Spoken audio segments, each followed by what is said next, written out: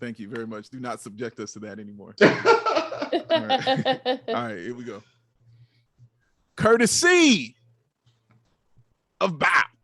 Sports.com, Stitcher.com, iTunes, where you subscribe to this lovely, sexy, wonderful podcast for free. Tune in media for your mobile devices, Google Play Podcasts, and we are also on Spotify. Welcome in, ladies and gentlemen, to the show that we so lovingly call BAWL on Bulls. The show totally, utterly, and foreverly dedicated to the Chicago Bulls and NBA talk. I am Big Dave. I am Chris. Hello, Chris. What's up, man? How are you? Doing good. That is good. I am happy. Yeah, it's funny. It's been a huge gap of activity between shows. Yeah, been a huge gap of activity. A lot of things have happened. Our last show was with the great Mark Shanowski, and people just asked me yesterday when are we going to do shows. I did a bunch of podcasts for Locked On with Matt. I got a bunch more to do because I've been asked to be on some. So my weekend's done basically. So yeah, but I'm excited. I'll talk Bulls with anybody. It's fun. I'm cool. I'm totally cool. I'm totally cool with it, man. But yeah, how you been though? Everything all right? Everything's good, man. Just working. I bought some. I upgraded the condo a little bit, so I think you'll be proud of my slight upgrades. Now, when you say upgrade, what do you mean by upgrade here? A piece of furniture or two.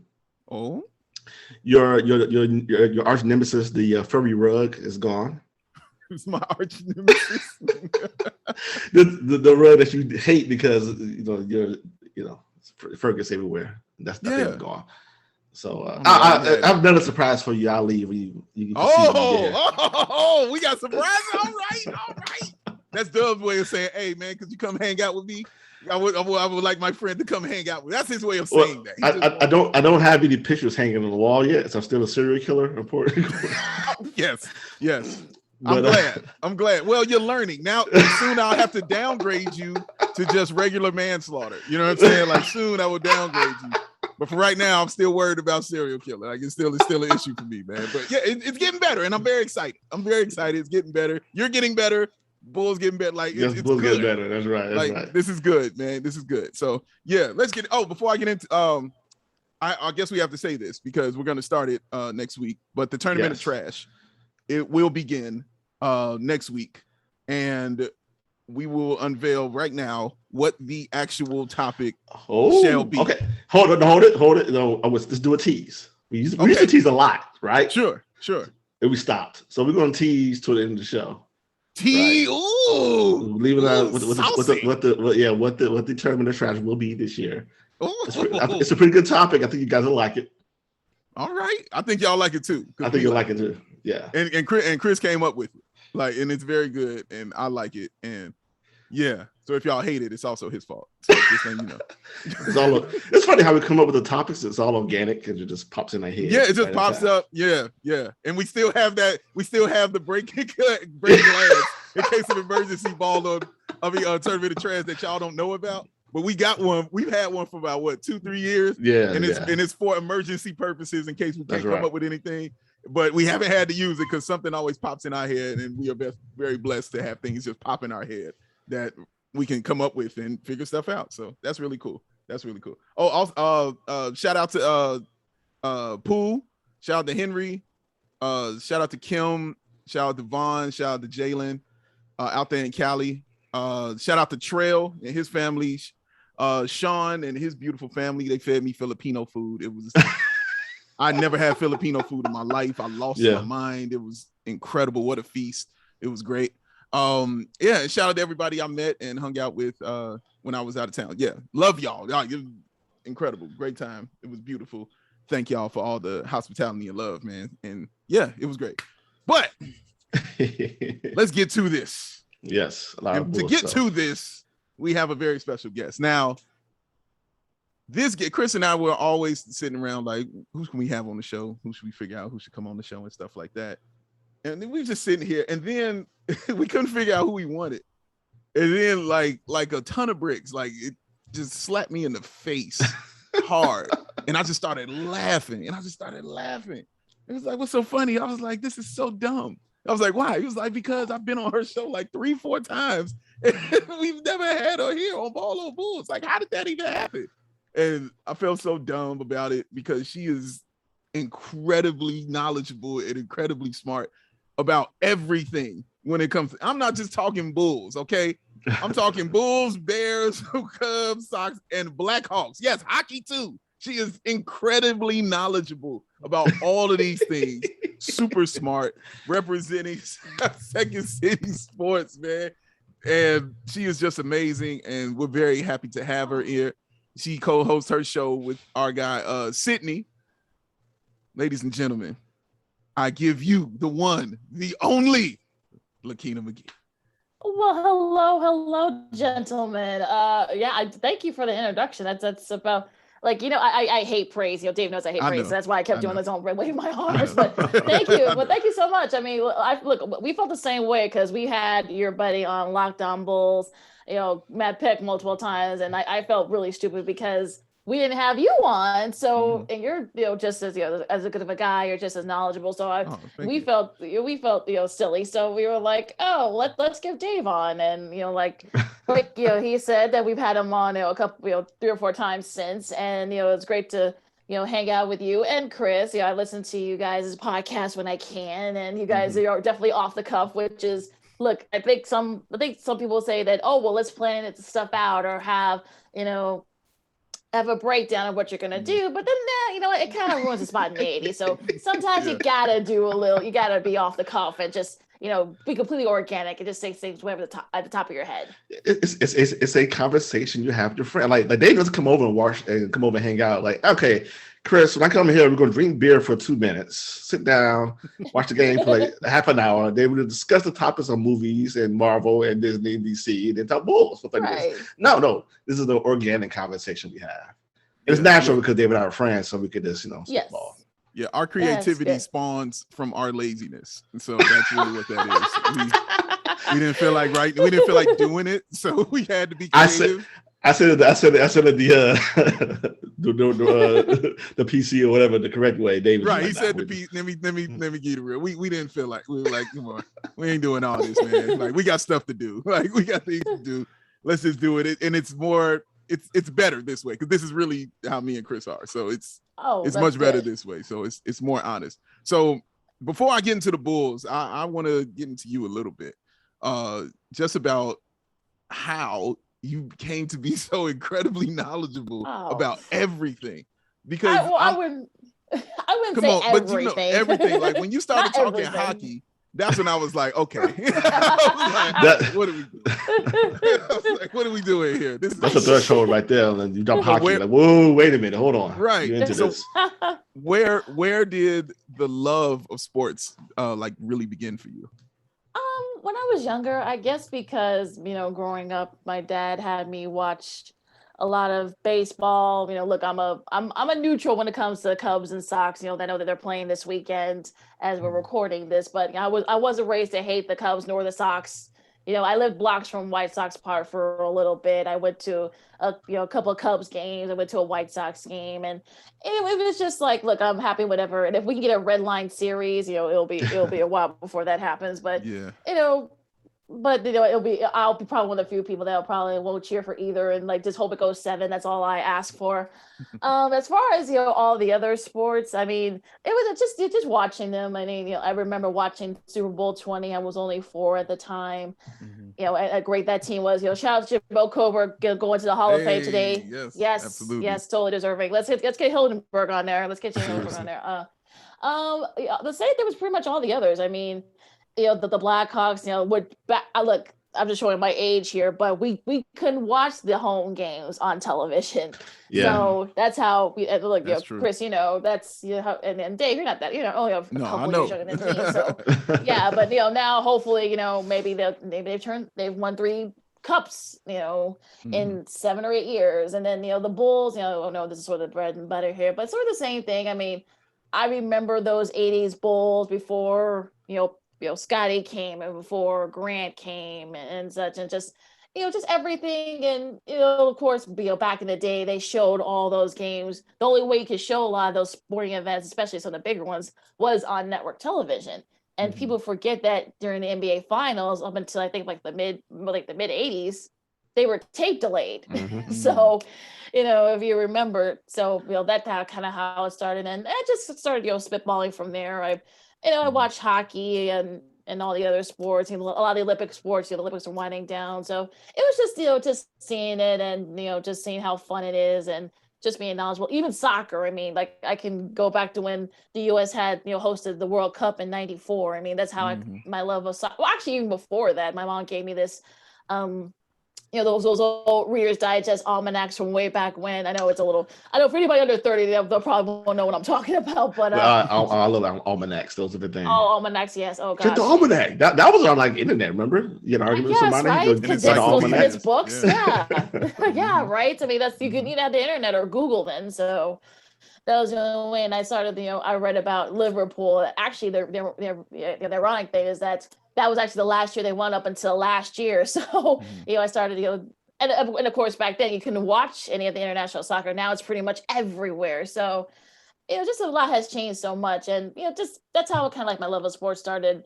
Played a little bit, but I wasn't very good at it, so I just like I'll just watch it watch it and maybe do a show or a podcast about it. So that's pretty much how it happened. Okay. So, that's for me that's interesting because generally, and I think about a female interested in sports. I always typically when I hear that, I hear my father watched sports, and I got to Spain, follow daughter, father time, daughter, daddy time, whatever. And watch sports, and that's how we bond in. So I got into sports. But was that the same for you, or? Initially, but I think I kind of grew to liking it. I watched bowling, in the springtime for a few years. That was the only thing on TV, by the way, on weekends. Was exactly, because you had to watch bowling. There's no Netflix around. Bowling on Saturdays. Yes, exactly. Chris Shank, God rest his soul, on the call, and his those tone. And plus, the Cubs and or the White Sox would suck. So, unfortunately, there was nothing else to watch then. So. But the bowling was really the only thing to kind of kill time between now and football season. And of course, there was like Olympic sports, gymnastics, figure skating. Well, actually, figure skating since we're talking about the spring. But yeah, that's kind of initially it did, but it was sort of like on my own. Interesting. Okay. Yeah. When did you kind of make the transition from this is my passion to I really kind of want to make a career of this? Was there a moment where you knew that? I'm still trying to figure that out. Actually, it's weird. It's weird about. I know, like you're going to like your late 30s. You start figuring out. But I think I went to Illinois Media School. Did that. Had a radio show there for about 4 or 5 years. Then the pandemic hit, and we couldn't get back into the studio. So we figured, hey, let's do it this way since everyone else is doing it. In various ways. This is how we're doing it, and then see how you guys are doing it now. We're doing a virtual thing, so you can't go into a studio.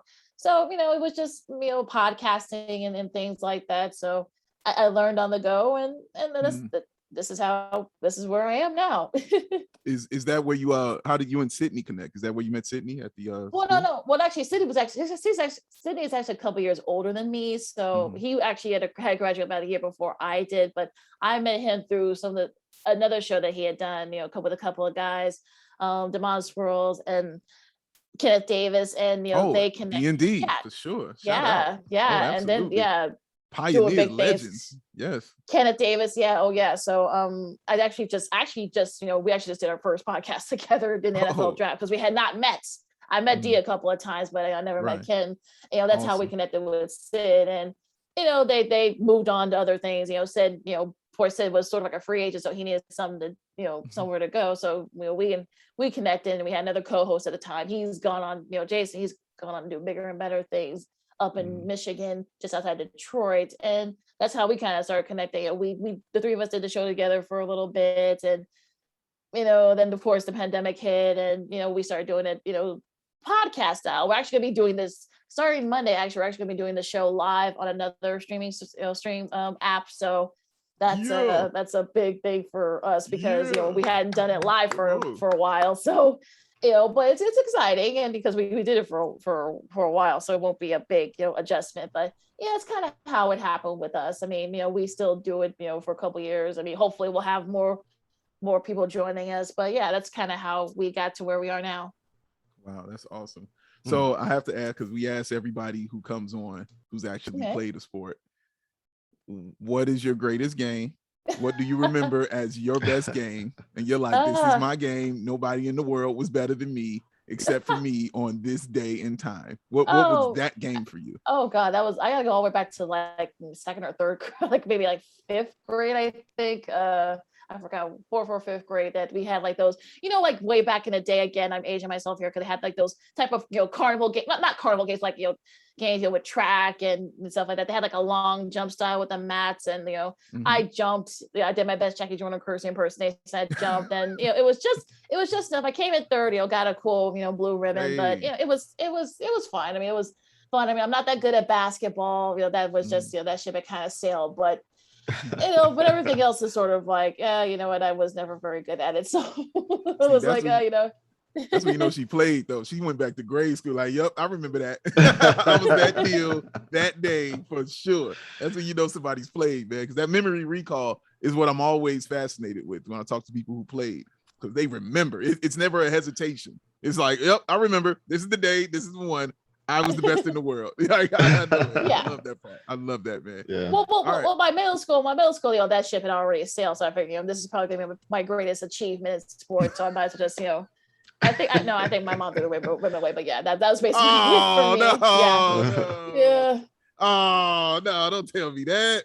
Oh, that sucks. I'm sorry. We're gonna buy you a blue ribbon. I'm gonna get you a third place blue ribbon, man. We gotta replace that. That meant something. We gotta keep that stuff, man. The closet. Yeah. I still got old trophies from like basketball. Like I wasn't no good, but I still got them.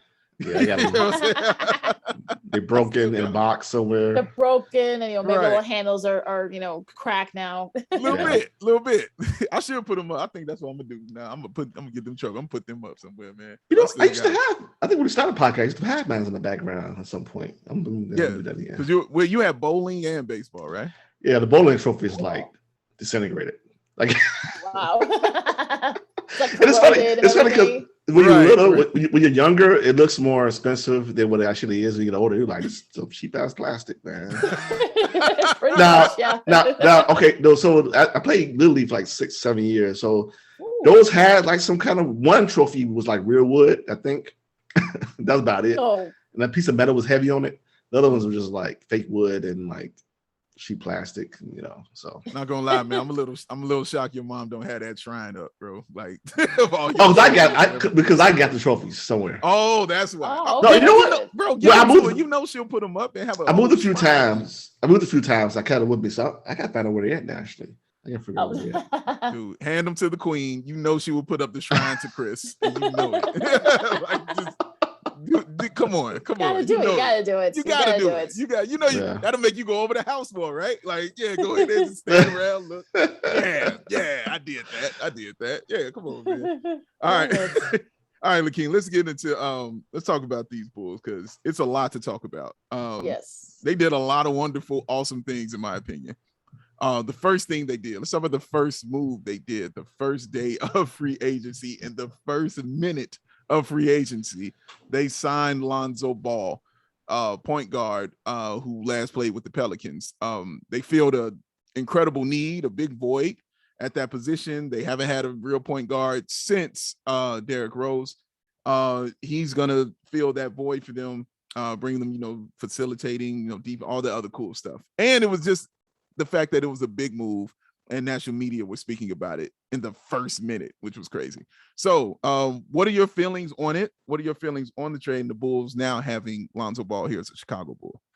Well, this has been sort of in the works for like the last 2 or 3 years. I think even before AK and Eversley took over, they've the Bulls have wanted Lonzo Ball. I mean, and look, he's improved a lot. I mean, I know some people are worried about his shooting percentage. I think his shooting percentage has actually gone up a few times if you go with through the stats. I mean, and look, I know people were worried about his dad, but his dad's actually been pretty quiet, and I think let's keep it that way, I have to say. But I mean, and look, I think he's definitely right. I mean, exactly. So he's definitely gotten a lot better. I mean, his shooting percentage is at 55. And I think, look, this is what you want. I mean, this is a guy that can kind of facilitate and give and be that extra option for Zach LaVine. And so, and look, I know that, people, look, he's gotten better. his stats have gotten better as he gotten older. His last couple of years with the Pelicans. I mean, I know he's had some injury issues, but you know what though? When he's healthy, he is one of probably the best point guards in the league. And then look, I think, being that guy that can kind of, start up the offense and facilitate the offense and play the style that Billy Donovan wants to play, now that he has that guy that can kind of be that extra option. And look, when we get to the other moves, but the Bulls have like 4 or 5, maybe 6 good options now on offense. So that's what you want. And I think to see how, Bulls fans are, excited about, with everything. And also too, his 3-point percentage has gone up so much. So look, I think that's what you want. I mean, I think what the Bulls were sort of like, I guess, in the bottom half of the 3-point shooting, I think, this past season. So I think having a guy who's good with the 3, who can play the points and who can facilitate, those are 3 things that the Bulls really lacked in the last couple of years. And they finally got it in Lonzo Ball. So I'm excited. I think he's definitely a great fit here. Chris, your feelings on the Lonzo Ball signing? Because we haven't had, this discussion since all this stuff went down. So what are your feelings on the Lonzo Ball signing? Yeah, no, we haven't. I recall we talked about it a lot, and I kept saying I don't think they're gonna get Ball because that's not going to be their big move. And they got Ball, but I don't think it was their biggest move, which is cool because if you get Ball, I don't want to get Ball and pay him like $25 million a year or something like that. Only the greatest players, superstars get 30 and up, right? And so he's at 19, about 20 million a year for 4 years. Yeah. That's about where he is, right? And kind of like with Zach LaVine, you kind of hope he outplays that contract. You kind of hope that he peaks, with the Bulls, which he should because he's in a good situation right now. So you hope he peaks with the Bulls. You hope he's then underpaid for a couple of years, right? So then you have a nice asset in the future if you want to trade him or of course keep him under good contract like we did with LaVine. So I'm okay with the Ball. I'm okay with the price he came with. So I think business wise, I think that was a good decision as far as money in years. As a player, there's some good things with him. Like every player, there's some bad things with Ball. The good things are things that we need, right? We need a guy who could bring the ball down the court. We need a guy who could guard, wings and some point guards who can steal, who can actually run our offense a little bit. He doesn't really run offenses, but he can make nice passes. He is unselfish. He likes to pepper the ball around. And I'm kind of hoping that this is his opportunity here to sort of like put his personality on the team. Point guards like to have influence on the team's personality and how they play, right?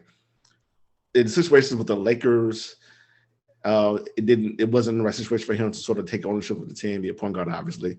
The Pelicans, I'm a little disappointed with him to play at Pelicans because like that's a team like he should have flourished as more as a point guard, but instead he didn't, and he improved. But good thing is that you mentioned LaKeena, he improved his jump shooting, his 3-point shooting, his 3-point shot. So he improved his game a little bit. So hopefully down with the Bulls, he could kind of like find himself as a player, find who he is and who he is as a player, and hopefully peak at the right moment so we can give value with Lonzo in that 4-year contract. But so definitely I'm all for improving the Bulls team. And that's exactly what they did when they got Ball. Negative things about him is that he can't go to the paint. He goes to the cup, gets shit thrown all the time. So if you let them do that, that creative off the dribble. But there's no such thing as a perfect player. But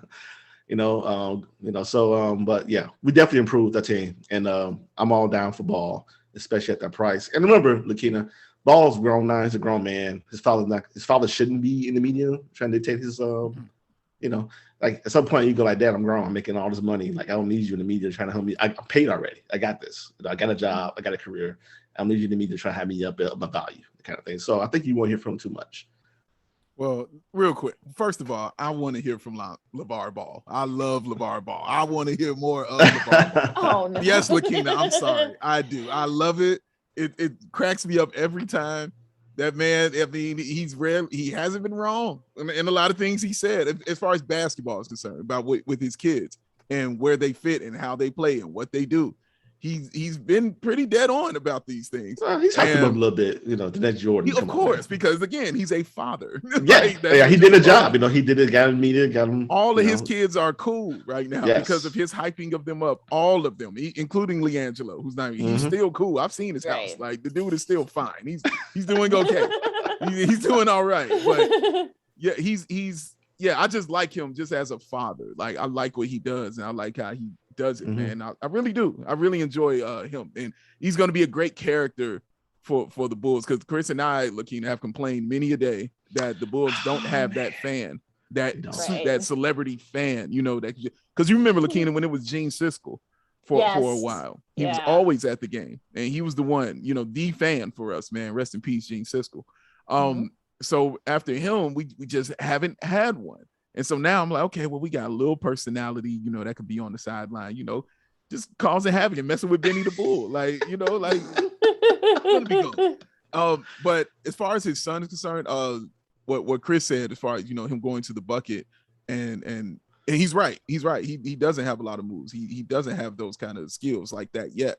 But what I like about it, because of the fit now, is it's not necessary.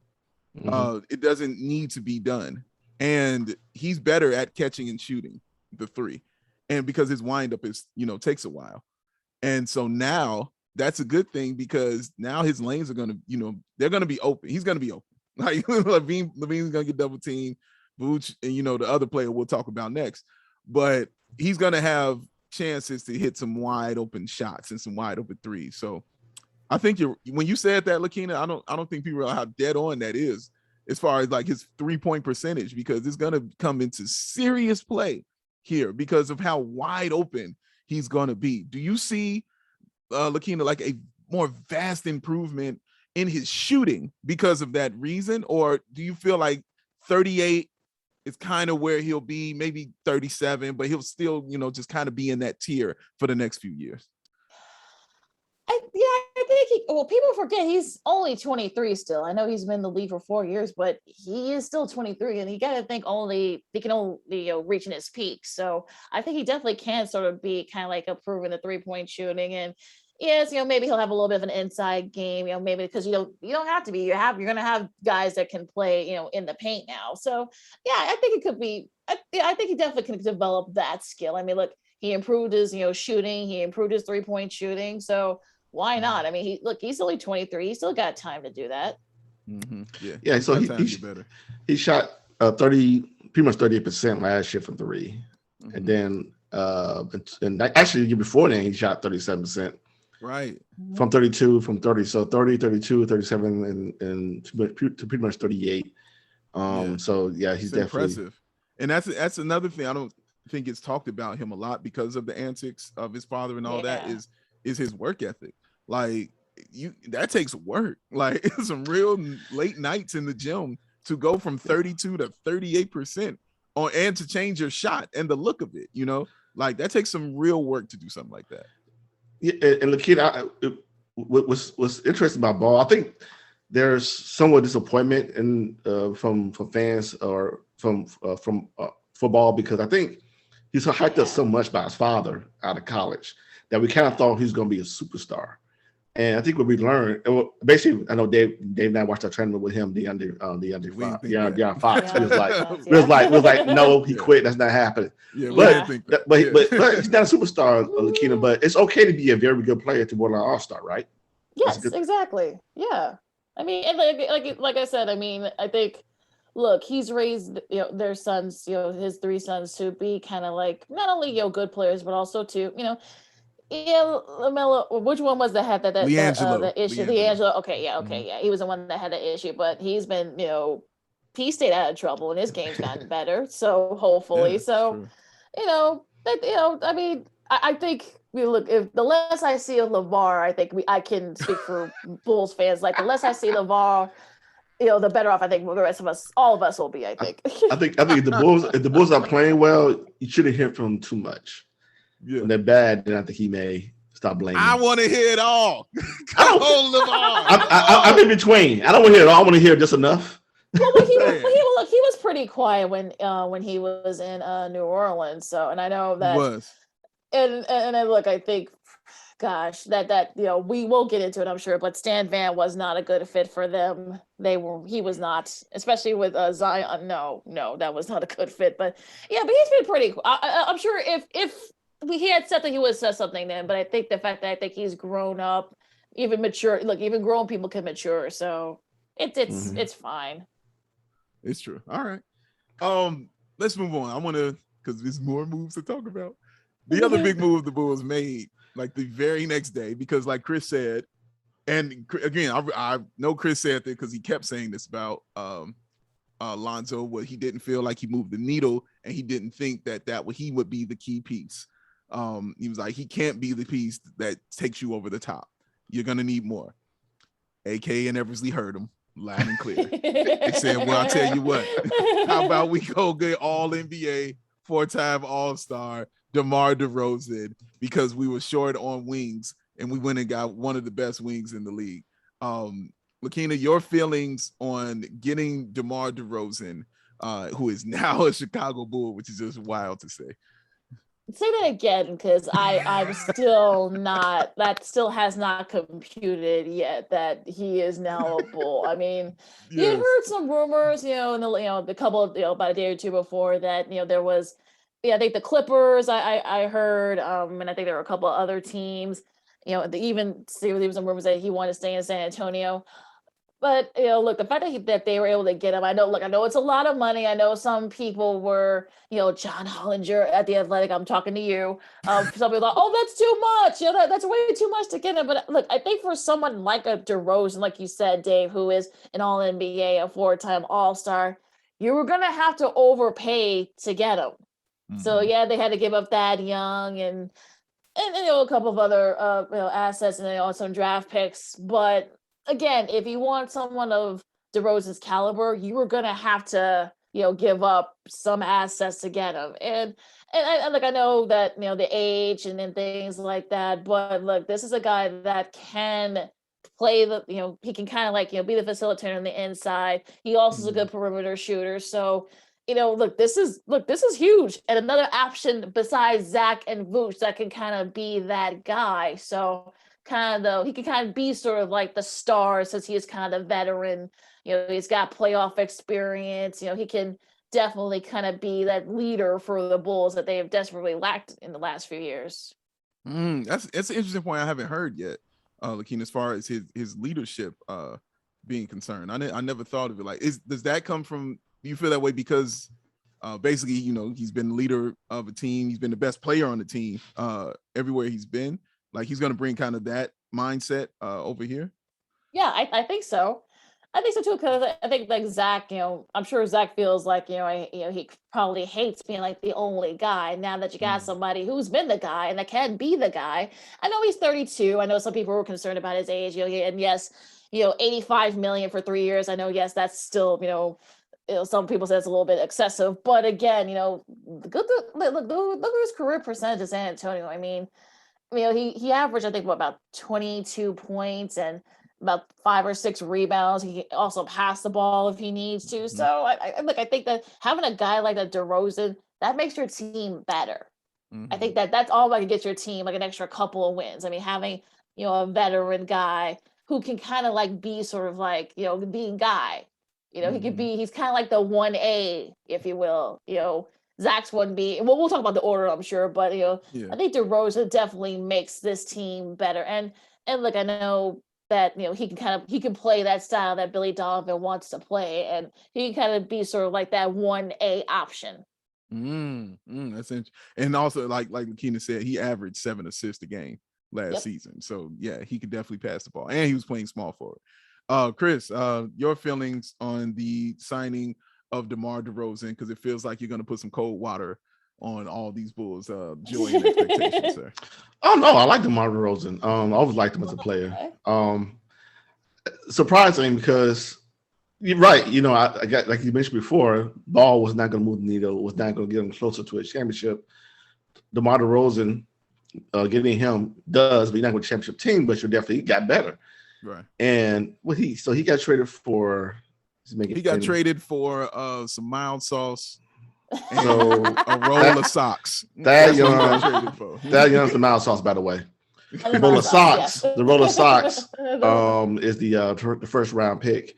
No, Yeah. the roll is in Alpha fact- Brukaminu. No, Ralph yes, Aminu. that was the mild sauce. Yeah. So and AK, and it's interesting because I know Dave and I we all aboard AK, and like they told us fans in the past, for those out there who care about picks, they don't care about picks. Like if you're not 1 through 4, you pretty much in the NBA stats show. If you're not pick 1 through 4, it's kind of like a crapshoot in a way, right? Crapshoot, yeah, absolutely. And we've seen picks, first round picks, and they're only good because we had number 2 pick in Derozen. So having Taj Gibson and Noah is fine, all that kind of stuff. But if you don't have the MVP in the league, then you just there's average players on the team. Right. So and they realize that, and they mentioned before they don't want to pick anymore, and so they figured I'd rather have a known asset than praying, hoping that some fifth pick or 7th pick is going to turn out to be Derozen or something like that. So right. I feel them on that. So the picks, I'm not concerned about. I'm sure Dave, you feel the same way. That young, great, nice player with the Bulls, cool. Mm-hmm. He can go. Gave me DeMar DeRozan. He proved, he got LeBron in the playoffs too many times. But to his credit, though, I was not surprised, but it's good to see a player go to San Antonio and actually he didn't pout, he didn't just collect money. He played hard in San Antonio and got better at pass. He got better as a leader. He got better, as a player. What's interesting about him, though, it never seems like what he does contributes to like a lot of winning, But I think that happens because I know Dave's gonna point this out, that because he was a man, and so now he's to A, to B, to C, whatever on this team. So he's not asked to give you like 10 wins a game, 10 wins a year. The price you pay for him, like I said, the top players in the league make $35 million a year. He's making 20s. What is he? 28 or 29 or something. 27, about 27 million a year. Cool. It's and he's 30-something, but he's still playing at a high level. Yeah, I'm not mad at that. It's 3 years, and within 2 years, you never know. Maybe get rid of him, buy him out, or maybe some team will want him. I think with these moves, I think AK has the front office and Eversley has demonstrated they'd rather have known assets to play with versus unknown assets. And I think the league's gonna move away from these draft picks the first round, except OKC because they're retarded on what they're doing. They have no choice. I don't think they know. By the way, they're gonna make a rule. I was at that Dutch party, and I was like, they're gonna make a rule called the OKC rule that you can only collect so many first round picks. You have to use them. So there's got to be some kind of rule they're gonna make for that, because that's just ridiculous what they're doing. But DeMar can fit well. You mentioned LaKeena, the passing. We have people on the floor, and this is what AK likes, and he's shown it in Denver. Everyone on the floor can pass and shoot. Yeah, DeMar's may not be a great 3-point shooter, but he could pass, shoot. He could take off the dribble. He could post up. Dave, we have someone on the team that can post up. Besides Vooch. It's wild. It's wild. Isn't it awesome? Happy birthday to Demar. He just turned 32 today. So happy birthday. Happy birthday. Happy birthday. Yes, today's his birthday. But yeah, you're right though. Like you're right, Dub. Like, and Dub and I, we love the mid-range game. Because it's such a lost start. Because and we're watching Jordan. Right. Jordan and Pippen is who we looked at. You know what I'm saying? Like these are mid-range assassins out here. So, and we know in the playoffs that's what happens. Like it becomes a mid-range game. You saw that even in the finals with Chris Middleton, who was the mid-range assassin. And you need a bucket, you got to go get a bucket. But it's that's very important. But 2 things, because one, let me talk about these picks, because you're right, Dub. I don't care. I don't give a damn about these picks. I don't care. I could care less. I was having a conversation with a friend, and he was saying that to me about that. He's like, man, because they keep giving up all these picks, all these future picks. I can't believe. I ain't even like they gave up all that for Vooch. They gave up them first-round picks for Vooch. I said, okay, great. I said, hey, how about you tell me who Orlando drafted with the Bulls pick? And he was like, oh, I don't know. Let me look it up. I said, don't look it up, because that's the answer. Exactly. You don't know. Yeah. It doesn't matter. And then when he looked and saw it was Franz Wagner, I'm like, so you telling me you'd rather have Franz Wagner than Vooch? Is that what you're about to tell me right now? Like, y'all can't worry. And then he was like, well, I don't really know. He's like, but I didn't know who Cade Cunningham was either. I said, but that's the point, because the pick was top 4 protected. So we would have got Cade Cunningham if we got the first pick. We would have had him. He would have been ours. It didn't matter, man. So you can't we're no longer relying on hope. You know what I'm saying? Now it's tangible hope now. You know what I mean? Now it's something you can hold on to and see and actually, you know, have it in your face and touch and feel. You know what I'm saying? Like instead of just dreaming. It's no more dreaming anymore. You know what I mean? The work is being done now. And that's the great thing about this is they said no more of this hope stuff. Like, look, we don't want to draft, all right? I don't feel like, and I feel that from a guy who drafted the MVP in the second round. I feel that, you know what I'm saying? I feel that from a guy who got Michael Porter Jr. and Jamal Murray, you know what I'm saying? A little later, you know, in the first round. I feel that stuff. So I'm okay with it. Like I said, he has not done anything. He and Mark Eversley have just been incredible and spectacular. So I don't care about picks. Here's the second thing, because this is both of you guys touched on this, and I want to ask you, and LaKeena, I'll ask you first, the pecking order for this team. Your starting lineup is going to be Lonzo, it's going to be Zach, DeMar, Patrick Williams, and Nikola Vucevic. I'm assuming we think Zach is going to be one. Who is right after Zach? I think that's the question. Who do you think becomes that either 1B or number 2, or however you want to put it? Who is in that pecking order for you, LaKeena? I would say Zach, you know, is 1. Derozen, I would think is 2. Vucevic 3, BAWL 4, and of course P-Will 5. And let's also remember too, you know, let's hope P-Will gets better. He's playing the summer league right now for the Bulls, so hopefully that'll help. And that's the one thing that the Bulls, the entire NBA didn't have last year because of the pandemic. So correct. I think he can only get better too. I mean, who knows? Maybe he may grow a couple of inches. Who knows? He's only 19. Right. He just turned 20. So just turned 20. Right. So I'm thinking that. I know it sounds weird, Chris. But no. I'm mad because in high school I want to grow like a foot in high school. I was like, man, because you see guys have this growth spurt, you know, like McCullough. Oh, I just grew a foot. Like, what the hell did that come from, bro? Like, can I grow? Well, look at AD. Look at AD. He grew like 8 inches from like when he was in high school. By the time he was, you know, he was a senior, he was like growing 6, 7 foot. Giannis the same way growing. Yep. I think he still is actually, but yeah, I think that's probably the order. And I think if you're Billy Donovan, that's a good thing. You have 5 really reliable, you know, really solid, and at least 3 or 4 reliable options to kind of be sort of like the guy. And the owners won't have to be on Zach anymore. And I think that's the thing. And I'm sure, look, he showed even, you know, hundreds of miles, 1,000 miles away in another hemisphere, he showed his appreciation for it. So, you know, I think Zach, feels like, okay, I don't have to be the guy anymore. I've got, you know, proven, you know, guys that I can play with. So I'm excited for this season. I wish the season would start already. Man, I wish it'd go down.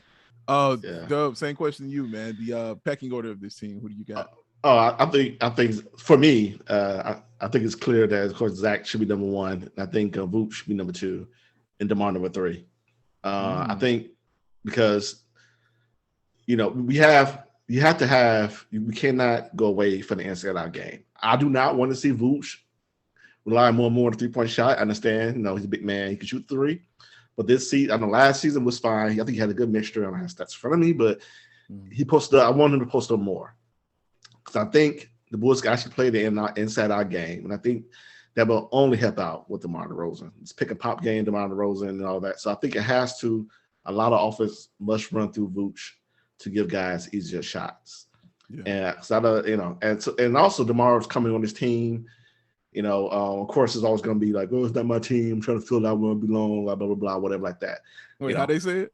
That's not how you say it. I can't do it. That's how you say it. That's how you sound? Apparently, yeah. Blah, blah, blah, blah, blah, blah, like that. That's voice a little bit deeper than that. That's exactly how DeMar DeRozan talks. That's exactly how DeMar DeRozan talks. But yeah, so I want Vooch to be number 2. I do. But DeMar 2A, whatever, it's okay. Then of course you have BAWL, and then you have Patrick Williams. Man, I cannot wait for some leagues. I want to see Pat. You know, even I know some league doesn't mean that much. I just want to see how dominant he could be. I just want to see Patrick Williams. I also want to see him be a point guard. All right, hold on, wait a minute, because I'm gonna get into it. And so it's interesting if he's actually a transcendent player, a special player than what we kind of hope he is. You know, hopefully he could, you know, like, oh, okay, he's number 3. He's got to be number 3. And that comes if he wants to shoot the ball more. But yeah, that's my pecking order, and that's the lineup. It's I'm gonna say LaKeena. I'm ready. I'm like you, man. I'm like you. Let's go. Let's watch this team. You know what, Chris? I agree with you actually, Chris. And it's funny because people thought I was insane when I first started. When I said this, the day they got DeMar DeRozan, I said the great thing about this is he doesn't, and Chris alluded to it because he's right. That's the point I love making is when he's the number one option, you saw what it looked like. Like he'll get you there, but he's not going to be the one to carry you. You know what I'm saying? He's not going to take you all the way. But the difference is here, he can be option number 3. It's not on him. We're not dependent on him to carry us. You know what I'm saying? The same as with Zach now. We're not dependent on Zach to carry the whole load. But I agree with you, Chris. I think it's Zach, Vooch, DeMar. I think that's the order. And of course, if you got DeMar second, it's fine. I'm not tripping on that at all. But I think that's the order because those are first of all, those are the first two guys you brought in here. Or I should say Vooch is the first guy he brought in here. He's more acclimated to the offense. You know what I'm saying? His skill set lends him to be more of a second option because of the inside out game that he possesses and the passing that he has and his size. And also I like the fact that just that pressure is not going to be on DeMar. I just really like the fact that I can say, oh man, Vooch is not hot. Zach isn't hot. Well, guess what? Here's DeMar. Go do your thing, DeMar. And the other reason I think he's also the third option is because you're going to really see him, in my opinion, I really think you're really going to see him with the second unit. When Zach and Vooch go to the bench is when DeMar DeRozan is going to just have his time to shine and do it how he feels. You have more space on the floor because you're going to make room for a guy who's going to score you 20.7 assists and shoots 50% from the field. You're going to make room for that. And where the room is the bench. So when those guys go and get their rest, DeMar will be out there with that second unit doing DeMar DeRozan things, putting the ball in the bucket and facilitating, and getting guys involved and things like that. I really think that's how they're going to run that, which is the reason I say Vooch is going to be your number 2 option. And then Vooch, I mean, that's 20 and 10 with high 30s in the 3-point shooting. And I mean, you got Zach, he had a 20, 40, 80 season, and he just missed the 20, 40, 90 because he shot like 88% for the free throw line. It was insane or something like that. I just told you DeMar DeRozan's numbers. And then I throw in Patrick Williams, and I'm high on Patrick Williams. And Dove is right. I can't wait to watch him. And then I'm like, ooh, I could top it off with Lonzo Ball, who would be wide open shooting threes. And we get to see Zach LaVine alley-oops now. You know how much me and Chris complain about us not having highlights and not seeing alley-oops, LaKeena? We complain all the time. We went a generation with Derrick Rose missing like 1,000 highlights because do it all day and didn't run a fast break right. Like it was so many times Derrick Rose, like I could make like the highlight reel like so many times, but you dumbasses don't know how to pass on a fast break. And that's know the hell out of it. But to your point, Dave, one thing I want to mention about the DeRozan is that he's been healthy, right? This is a career pretty much. That's a good point. I mean, like we had a guy named Market that used to be on the Bulls. I don't know who that is. Always hurt. Who's he? So we have I started a lineup. Who's he? I started a lineup. I know LaVine, of course, is hurt here to the Bulls. I started a lineup. It's pretty much been a healthy starting lineup for the whole career. Yeah. So he's available. And to your point, I want to hear your point about this. They brought up the bench. Are the Bulls in position to have like the best bench, top 5 bench in the NBA right now, or do you think they're not deep enough? Because we didn't get into Caruso. But right, DeMar leading that bench, and then having Caruso maybe on the line, we talk about Dan Tice yet. Bulls, it's like solid throughout. And when you saw it throughout, that bench could be a very, keep the offense going, man. And we mentioned White. That bench of White and DeMar and Caruso, that's the starting lineup for like the Orlando Magic. Wait, is that good or bad? What? Oh, you don't want the last starter. You want the Atlanta Magic as a bench, but you don't want him as starter. Yeah, you're right. The starter. You don't want him as starter though. So, LaKeena, do you have anything to add about that bench for the Bulls? What it could be? I don't think AK and Eversley are done. I think they'll try to. I'm sure they're going to try to move Lowry at some point. I'm sure they'll get that draft pick that some of these people have been bitching about, and we'll have another draft pick for 2025. I'm like, okay, I'm sure he's working on that. Look, Caruso, Caruso, that was a surprise, right? That literally came out of nowhere. I don't think anybody thought that he was gonna come to the Bulls. He was gonna go back to the Lakers, and Lakers fans were not very happy. And all I can think of is Dave, when Matt said calls him Elmer Fudd. Like I can't get that image out of my head. But he actually plays.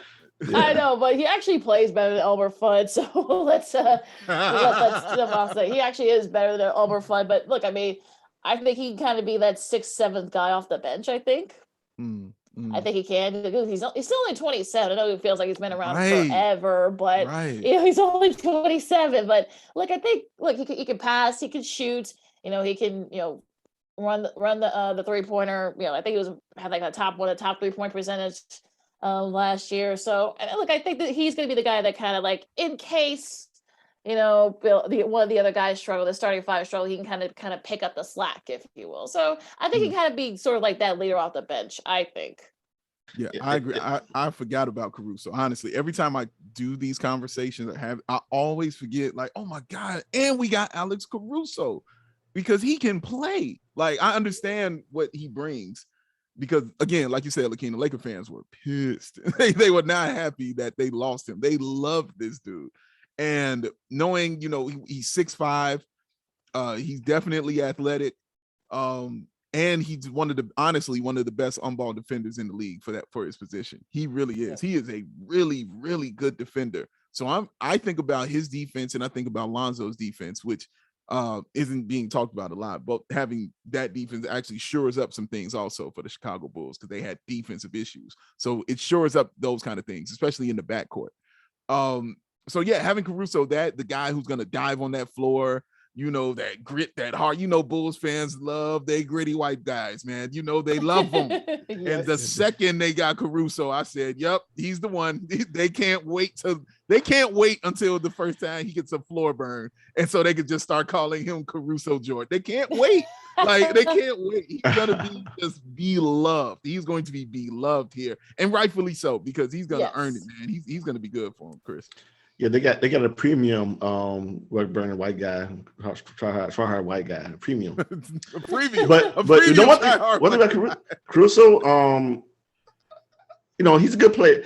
I think he may see the Bulls. I don't think he thinks. I probably knows. I think he feels probably that he could shine more with the Bulls. I'm better than what you guys think I am, just a hustle guy. Every year I got a little better. With the Bulls, maybe the handcuffs are off a little bit. I could show my game a little bit more of the Bulls and show my value a bit more of the Bulls instead of I get my minutes on the Bulls versus another team. I like him as a player, and for once, our worst player is really good. Caruso's one of my worst players, and he's really he went from Felicio on the bench, not playing his worst player, to Archie, nice guy there. I don't know, nice guy, but he's your worst player. To even Tony Bradley, we didn't talk about Tony Bradley yet, but if Caruso's your worst player off the bench on your team, really? This is almost insulting. He's a nice player. He is. And you're right, Chris. But also the Bulls were missing some help in the front court as far as defense and, perimeter rim protection. And I saw Bulls fans yelling about that. Told them once again to chill out, because when will these dudes let you down? And once again, they said, we got you. We go against Tony Bradley, and that's all he's about is rim protection and rebound, because you just needed a backup center, LaKeena. That's all you needed. You just needed a guy to shore that up. How did you view the Tony Bradley signing by the Bulls? I think they remember what he did to them when they played the Sixers a couple of times. I think he had a double-double. So, and look, he's sort of like you said, Dave. He's kind of like that. He has a 7'5" wingspan, which you look at him, you're like, really? It's just totally absurd. Look, he's been around a few years. He's 23 years old, and I think he can kind of be that extra center, that kind of be that like you said, that sort of like that that perimeter, or actually the inside and in the paint. So. Look, that's the thing that's been lacking. Vucevic doesn't have to do it, so you've got a guy that that is a center that can do that, has a big wingspan that can block shots. Because unfortunately, the Bulls got a front row seat when he did it before to them a couple of times. So, and Chris, I think like you said, he's young. He might flourish in this offense. And look, I think he got to make that defensive stops when he has to. No, it's funny when they text the little group, he's like, we got Tony Bradley. I was like, who the hell is Tony Bradley? And then I'm like, should I know? I'm like, why don't I know his name? And then I saw the highlights. I'm like, oh, that's the dude who destroyed Wendell Carter Jr. And we was like, remember Dave? We was like, who was the dude Tony Bradley destroyed? Yes. Like, oh, that's him. Okay. So like, I'm good because like LaKeena, and what I like about big man is that I hate big man who missed Cripps layups. Yeah, like, he hates it. I can't stand like you're that tall, hit a layup. You should be soft around the rim. And I like him because that's what he is. He's steady. From what I've seen, if I see him destroy with the conjuring, he has like soft touch around the rim. Doesn't miss these layups. It's not like like a guy who's like you see Aiden sometimes shoot the ball too hard. I'm like, dude, just like you're right there, hit the layup. It annoys the hell out of me. He seems to have a good touch around the rim, which I like. And like you say, he's just you got to have one of the guys for your team. Yeah. And to your point, LaKeena, he's still young. I don't know how good he's going to be, but he's going to be an NBA player in the league, and he could do nothing but get better, especially on the Bulls. So you don't need a big man to guard some footer or some other team, and to guard the rim. And we needed that. To your point, Dave, AK addressed it because he saw what happened to Wendell Carter Jr. Gotta say it twice. Had a front row seat for that. He had a front row seat for that. Yes. He saw it right there. Oh my God. He was probably looking at it like, what? Like, he looked like Emilio Okafor, didn't he? Just came in just like a little bit, yeah. Yeah. I was like, this is ridiculous. And to the point, even after that game, when Embiid tweeted out, that's it, build the team around Tony Bradley. I remember that. Like when he tweeted that out after the game. I will never forget that as long as I live. Because he said, oh, this dude is 6'9" and I'm bigger than him. Let me just go ahead and, dominate and do what I do because I'm tall. And Chris will tell you, LaKeena, I love 7 foot tall people who realize they're 7 feet tall. See, yes. It's my thing. Yes. Yeah, we had no point. I have no problem with him going against another 7 footer and him not shooting, right? But I do have a problem when you're 7 foot and you got somebody 6'9" on you and you're scared to shoot the ball. He proved like, okay, you're shorter, I'm going to the bucket and a layup. Yeah. Thank you. Yeah. All right, LaKeena, but before I get into the summer league, let me ask you this question about this roster. Of all the additions they made and everything you've seen, what do you think the Bulls are still missing? What move would you like to see them get? Do you want to see them get another some more wing help? Would you like to see more help in the front court? What would you like to see AK and Eversley do to make you say, okay, let's go, we're ready? Definitely the wing. I think they're still lacking in that department, and I kind of feel like I'm sure AK and Eversley are working on it, trying to find that I'm sure there's somebody out there that can kind of play the wing, and because I think we really still don't have that. And I think ideally you probably want to get someone that can do both. So if they can find someone that can do that, I mean, even better. But I think the wing, I think that's sort of like the thing that worries me, that kind of keeps them from being like at that top tier in the East, is because they don't have that wing help. I like that. Chris, same question to you, man. What do you think the Bulls need to do to make you say, you know what, we're ready to go right now? You know what? That's kind of a loaded question because like it's two questions, right? One question is like, what do you need to win a championship? They don't have that. Yeah, that's not a top 7 player. That's not a question I'm asking. That's what in my head I hear because like moves you make now. Not what I'm asking at all. Oh, okay. Well, I'm letting you go. I'll take you to my head. Oh, that's a scary place. I've been there. I don't like it. I don't like it there. The manslaughter brain. Yes, right. Oh, the serial killer brain. Yes. Not the furry rugs and the lack of artwork. But you know what's funny? Here we go again with that. Look, I'm actually an artist. I actually do draw and paint.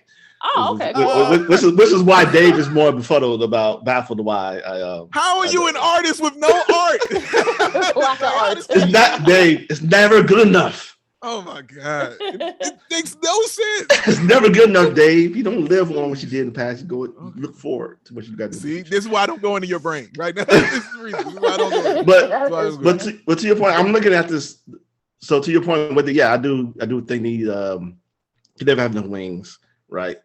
I'm down for that. The ball handling you have. So yes, wings. A little small, maybe a little power forward. Maybe I don't know. I think they have a nice little balanced lineup now. Mm-hmm. I'm actually looking at the payroll for next year. It's like around 130 is going to end up being. That's a lot of money. Unless I'm adding wrong. you have like a one. That's a lot of money for the Bulls. Bulls have not done that in a while. Above the cap and all that kind of stuff. So yeah, spend a lot of money. Maybe one person they could add. Like I said, a wing. I never had enough of those. Kind of like kind of hybrid power forwards, kind of players. But I'm ready to roll, man. Even the roster we have. I tell you what.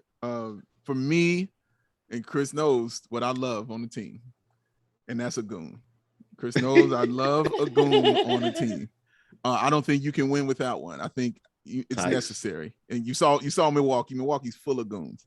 From Bobby Portis to PJ Tucker on that, they were full of goons. They were goon central. But I think the Bulls just need that. And I like my goons with size. So I just want a veteran who can go maybe get me 2 or 4 points, get me some rebounds, some toughness, and use all 6 of them fouls. Like I like goons. I like somebody who you can't go in and push my team around. You can't come in and mess with them. And I'm just looking for that. That's why I mentioned the name Paul Millsap, because I wanted to know if he would be and I forgot AK was one of the people instrumental in drafting him. But I know he's washed and I know he can't, but again, I don't need him to do anything. But just bring some toughness. That's it. I just need him to bring some toughness and some goondom, and I will be fine. I promise you, I'll be fine, Chris. I promise. I don't know Paul Millsap, that guy. He's tough though. Paul Millsap is a tough guy. He is. He had some playoff moments years ago that I questioned, but then in the last couple of years of playoffs, he's actually stepped up. Yeah. But I like Millsap. He still play if he gets shots. And maybe steal some minutes just in case, Patrick Williams and they got going up against a bigger body, just steal some minutes, for Pat, right. Do things like that because, him playing the 4, Pat is built, very solid. And I don't know if y'all seen him, but he's even leaner now, which is crazy. But yeah, like I just want that. I want some size in that toughness. I just need that goon on the team and I'll be ready to roll. But even without, as you guys said, even without that as constructed, I'm ready to get started. And so let me segue here into the summer league for the Chicago Bulls, because the summer league begins, and I don't know if Chris knows this, but the summer league for the Bulls begins on Monday. First game is at about 2:30, I think, in the afternoon. So we'll get an early start, and I'm very excited about that because I hate waiting. As a Bulls fan, you want it now, and you want to see it now. I'm at work, Dave. I can't watch the game. Where there's a will, there's a way, Chris. So we'll see. But I want to know from you first, LaKeena, with this summer league and who you're looking at, who are the players that you are focused on? Like who's going to have your attention that you're going to be watching? Well, of course, P will, because I think if they'd had summer league last year, he would have benefited from that. What AO is going to do, because I think people forget that maybe he can kind of sort of be like the extra guy, maybe perhaps on the bench. Who knows? I keep forgetting the name of the guy that the Bulls drafted.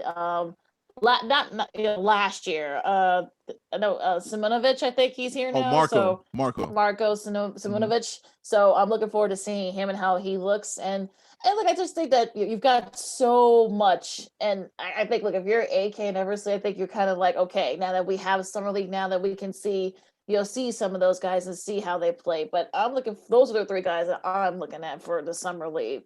And look, I can't wait for it to start because I've seen the photos of them practicing, and I'm looking forward to it. This should be a whole lot of fun. And look, summer league's fun. I know some people hate it, but you like seeing it because you like to see guys, late round guys, guys that are in the G League and who's going to end up being in the big teams. So I'm looking forward to it. It's just see how summer league should be fun this year. Yeah, it should be. Chris, who are you looking forward to seeing in the summer league? Is there one player you're specifically targeting? Oh, I'm looking at Patrick Williams. Even though I don't know how do you evaluate players, how good I don't know. But I want to see him just look like he wants to score and handle the ball more and just be more. I want him to look like he doesn't belong there. Even though Tony Snell did that to us, Dave, a couple years ago. I still want him to be like, why am I in summer league, bro? Like, why am I here? Like, seriously, I'm beasting these dudes, you know. So Patrick Williams is my guy. And of course, Marco, you want to see, you know, what can he do? Ayo, I like Ayo. I was telling Dave, I don't even watch college basketball, but the Bull drafted the only guy I actually watched play for the last 3 years was Ayo. So I've always loved him in college. He got better every year. So I'm looking to see, you know, because like some guys in college, as you notice, they don't really kind of show what they can do, right? Like, oh my God, I didn't know he could shoot a jump shot. I didn't know he could do that. I wonder if Ayo is going to show us that, hey, I'm actually more of a, you know, one-on-one player than people think. I want to see him. I want him to show me something that I didn't think he had in college, because you're under, you know, the way the college run offenses. Sometimes you can't really shine the way you want to. So I'm looking to see what he could do on this level. And really enough, Devon Dotson, like he doesn't look that bad when he plays. So I want to see, can he play in the league? I don't mind having a short point guard in the league on the team, you know, come in. Don't. I don't, at all. You know, guys who couldn't have a foot growth spurt, you know, in high school. Those are people. I don't mind having those people that just I feel them. They really like him though. But they really like him though. So you mentioned one person there. I mentioned like 4 people. But yeah, Patrick Williams is the guy I'm looking at. I don't disagree with you all at all. I think he, excluding Dotson, who you're right, Chris. I'm gonna be looking at him and like Troy Bradley too. But excluding those guys, those main 3, Patrick Williams, Ayo, and Marco, who you're looking at. Now, for me, Pat, yeah, I'm gonna watch you. Ayo, yeah, I'm gonna watch you. But if that one person I'm about to be scrutinizing and have 6 of my eyes on is going to be Marco Simonovic, like I'm going to be watching him like a hawk.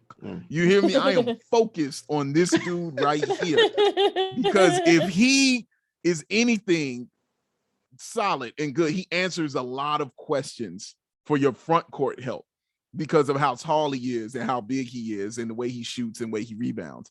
If he looks like anything, I'm going to be happy. There's nobody's game I'm going to critique more than his. I'm going to be watching him just laser focused, watching everything that he does and watching how he moves and anything that he does. Because I'm not worried about Patrick Williams, because I know he's good, but we just want to see what level of good he really wants to be. So that's where we're at with him.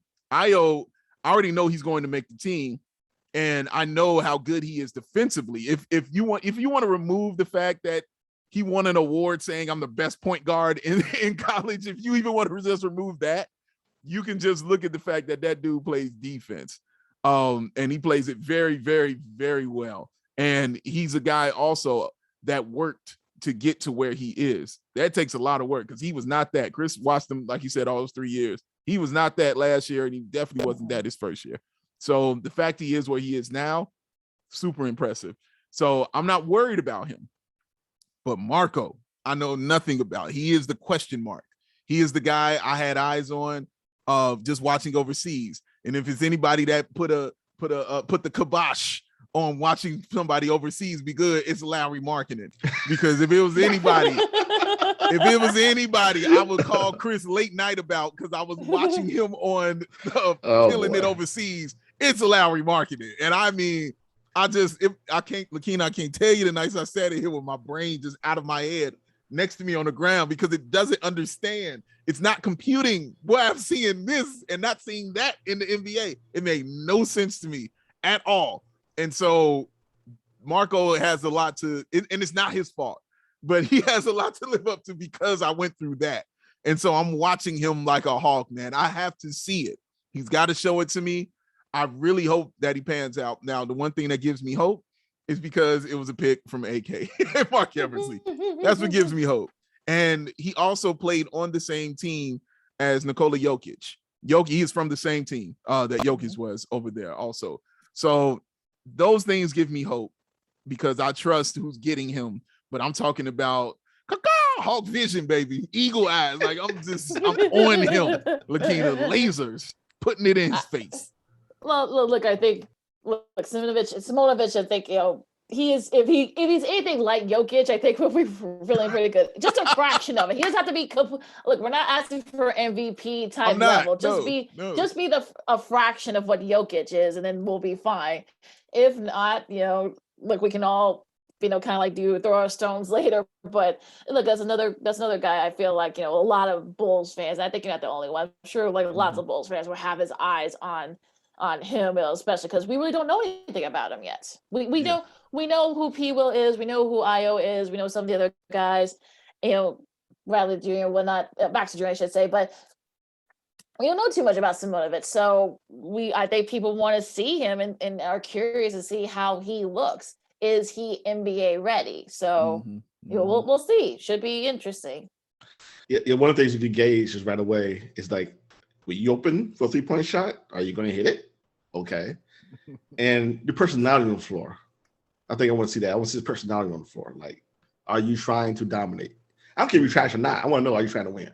So, and can you hit it over a 3-point shot? Now I'm looking at this thing, KK Mega Basket, Montenegro. What the heck is that? Is that his team name? Don't matter. That's dope. KK Mega Basket is what he's yeah. Please how my you new say album. Accents. Yeah. Right. With an accent, right. That's it with an accent, I think. Mega Basket, yeah. That's probably how they say it. Yeah. Put some more stank on it. You're right. Before we get to our announcement for the Tournament of Trash, LaKeena, I want to ask you about Zach LaVine. Zach LaVine, obviously with Team USA, completed the run in the Olympics with the USA basketball team winning gold by beating Rudy Gobert, TLC, and the rest of the players on France. LaKeena, can you tell the people how important this is that Zach LaVine, not only being on the team is important, but actually bringing home a gold medal? Can you speak to the importance of that for him?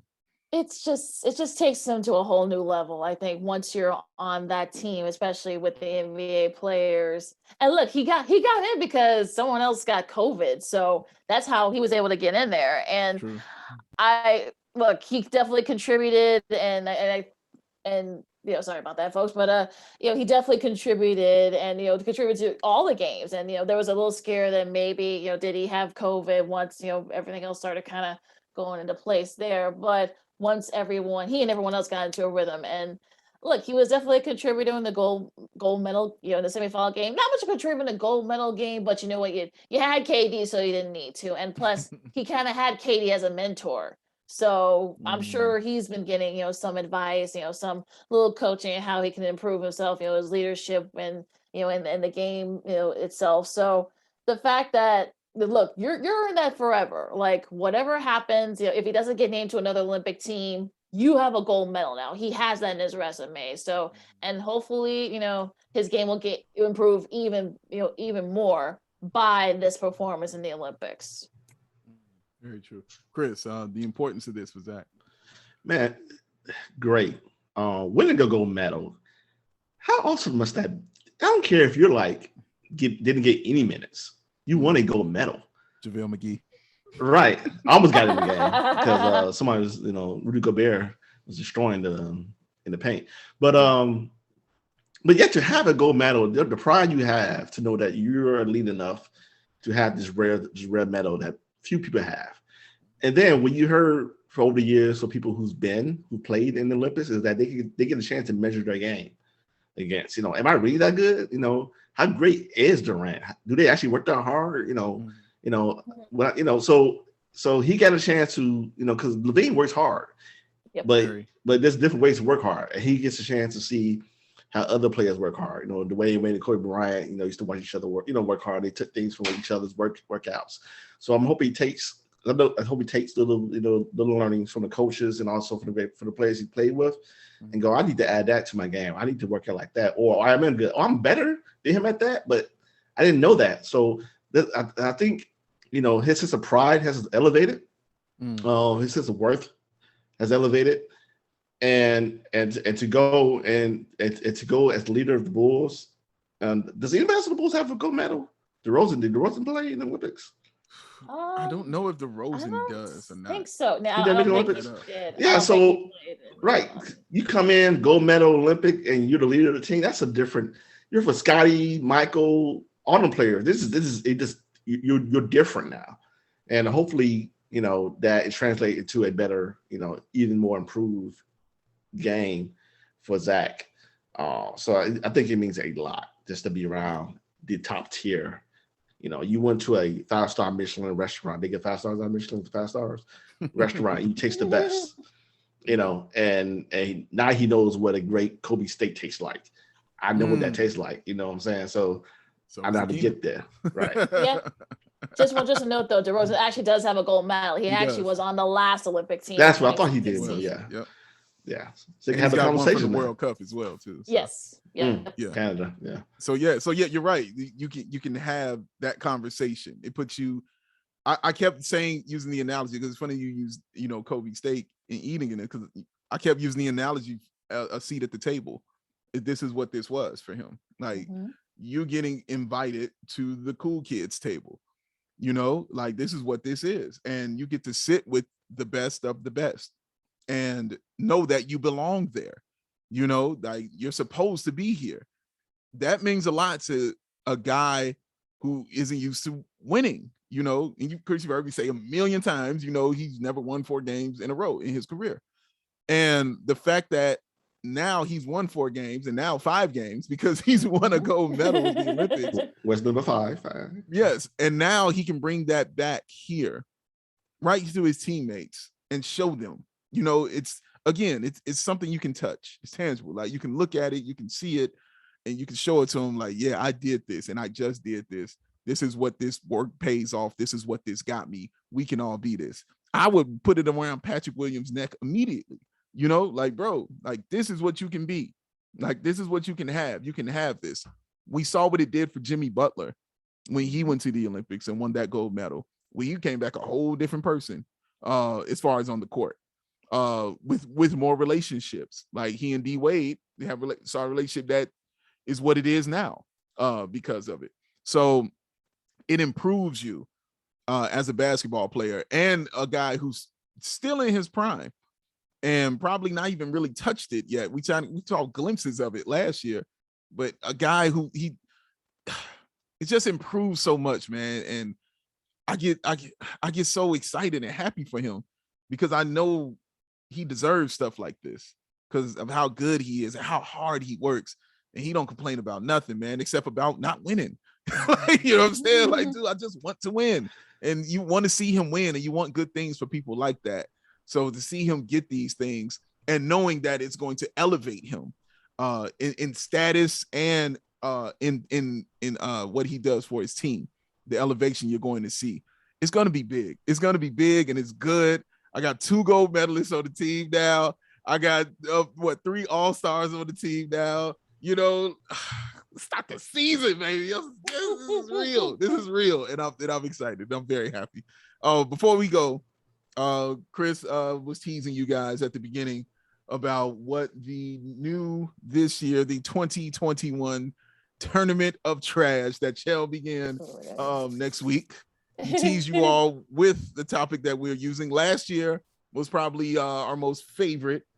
I'll speak for myself. It was my most favorite one, which was worst Jim Boylan quotes. It came to me, and I immediately called Chris and I said, I got it. I got it. I know it. This is what it is. And Chris said, cool. And I mean, everything just came flooding out. It was the quickest one I had ever done. I didn't have to really look anything up too much. It was so simple because I knew all the foolishness that this man had spouted throughout his life and time. So that was fun. I could have made it 32. We kept it to 16. I think that's a good number from now. We keep things to 16 because we don't want to get too much for people. So, Chris, you're the one who came up with it. So, sir, please announce this year's BAWL on Bulls 2021 Tournament of Trash. You know what? We never came up with a title. I never came up with a title. So I got it now. Oh, you got your back. I got your back. I was gonna say I would have going to say the same thing. Okay. Don't worry about it. I got your back. I got your back. The title of this one is Worst Ball Takes. Oh Lord. Good Lord. So the idea of this LaKeena is that you know, Dave and I, we like I said, we shoot from the hip, we do this live, we do an edit, and we have some good and bad takes. So this is on us. This is our takes. And some of our, you know, from takes from some of the you know, the family of the BAWL network. Correct. So this is our bad takes. We own our takes. We don't shy away from our mistakes and our dumb takes. Dumb and good. We have some great takes, and we have some good takes, and we have some bad takes. These are the bad ones that we said over the years on the show, on air, pretty much on air. We said a lot of things off there, which you don't, not to make the show because we don't have proof.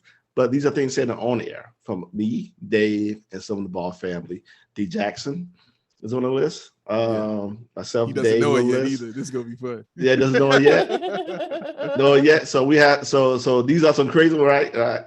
So you know, I think I like this Bilal because you know we're trying to be humble, and I don't think these people would do this.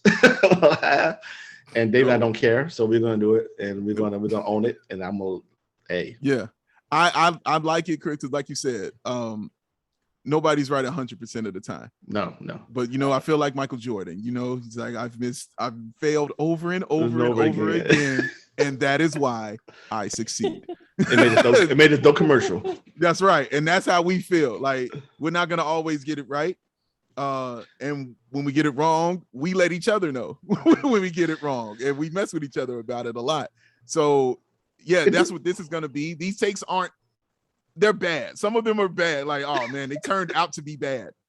Some of them, they just borderline, you know what I'm saying? Like maybe, you know, but we were wrong. You know what I mean? Like we were wrong. We got it wrong. We're going to stand on it. You know what I mean? You got to stand on your stuff out here. So we're standing on it. And like Chris said, it involves BAWL family members, guys like D. Jackson, who I promise he will be the first. He's always the first guest. He has no idea this is coming. It's gonna be funny because he does not like being wrong, and he does not like being reminded of it. But I love reminding him of it all the time, and so it's gonna be fun. Like I promise you, it's gonna be so much fun. If for those who followed us over the years, I'm pretty sure you know our devoted listeners have gone out and said, "Remember that time, Dave and Dib, you said that? What about that time?" You said, "It's coming up. This is your moment here. If you've been a fan of the show, trust me, we know what we said about Luka and all these players and we know what we said. He said it. Yes, he did. I'll drop one hint. So that's how we coming for this round of tournament. Right. I actually have to rank. I looked at it. So I have to rank them probably today or tomorrow. I'll do the ranking, and we're gonna do like we would normally do. The week we're gonna spit out the graphic. Yeah, we'll have the graphic for guys. We'll have 3 guests. There are 3 rounds to the tournament, and then the final round. We'll have a guest each week on it. I won't say it here. I'll let the graphic tell you who it is. And every last guest, we have a very special guest who will decide who goes to the championship round. And when the championship round happens, we will put that poll on Twitter, and you wonderful people out there who check out the show and all you wonderful people in Bulls Nation get to vote and tell us which is the worst ball take, and you will decide which one it is. So I'm excited. We came up with the list. We saw them, we laughed, we said, "Oh my God, I can't believe we said that." Right. LaKeena, what are your feelings right now? What are you thinking about this? This is gonna be fun. I looked because you could probably do like a whole book on bad takes, bad hoops takes. I mean, there's you can literally scour the internet and scour the TV, and there are all types of bad takes in various forms, whether it's a player, a team, conference, whatever. This is gonna be very interesting. Yeah. And I like it because I think our percentage is really high. Honestly, on being right, I think our field goal percentage is really excellent. It's pretty to be honest with, to be for real, I think but like I said, nobody's perfect. Nobody's getting it right 100% of the time. The point is you want to be more right than wrong. That's the whole point of it all. So we've been right a lot, and we appreciate people letting us know how right we are a lot on these things. But we gotta be real, and that's why y'all like us, because we honest. So if we can't be honest with ourselves, who can we be honest with y'all? You know what I mean? That's how it goes. Oh man, thank y'all for listening. Thank y'all for joining us and hanging out with us, man. LaKeena, please let the people know where they can find you, where they can listen to you, where they can show you all the love that you deserve. Where can they do this at? Well, you can follow me at Keena McGee at KEENAMCGEE on the Twitter, at Keena_McGee on the Instagram. We can listen to and watch our show Second City Sports every Mondays and Fridays at noon Central Time. We'll now be on Sports Zone Chicago. That's Sports Zone Chicago. But you can still listen to the podcast version on at WARR Media. That's WARR Media. So you got various places that you can listen and watch us. So you guys are covered. Shout out to your co-host Sydney, man. He's a good dude. Shout out to him. And thank y'all for listening to us. You can find us on Twitter. I won't say it like LaKeena because she says it so cool all the time. Like, and the Twitter. That's so dope. But you can find us on Twitter at BAWL Sports, BAWL Sports. You can also follow Chris on Twitter at BAWL Sports 1. While Chris hasn't changed his Twitter handle to Lonzo BAWL yet. I have no idea. I'm surprised. Yeah, I don't know what he's doing. I honestly don't know what he's doing.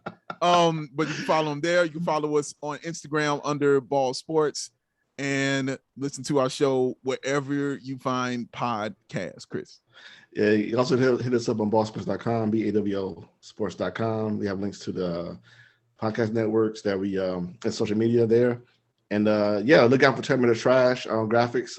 They're going to be on Twitter, our Instagram, BAWL Sports as well. So check out those social medias and look up for information. Also, we have a YouTube channel. Just search for BAWL on YouTube. It'll come right up. And I don't know. Do you want to put this on the video? This video? This is a good show. This is a fun show. I'm glad me and you are here. It's a fun show right now. Yeah. We're not going to have clever graphics on YouTube, but I think see the beautiful LaKeena, see the spectacular looking Dave, and the handsome who's also a manslaughter serial killer guy. Superman 3 poster in the background. It happens. It happens. I'm not here to judge, Chris. I'm not here to judge. But YouTube as well, and man, it's a fun show. LaKeena, fun show. We appreciate you, LaKeena McGee, for joining us. Thank you. This was a lot of fun. Thank you for stopping by. Don't make yourself a stranger. We will definitely have you on again. Anytime. Oh, thank you.